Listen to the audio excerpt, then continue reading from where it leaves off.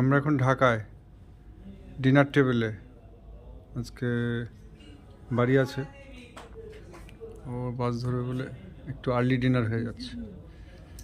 আর আমাদের রাব্বি ভাই আছেন, উনি আমাদের ভালো সেবা করেছেন, ডিনার প্রিপেয়ার করেছেন। এটা হচ্ছে অ্যারো লিঙ্ক হোটেল।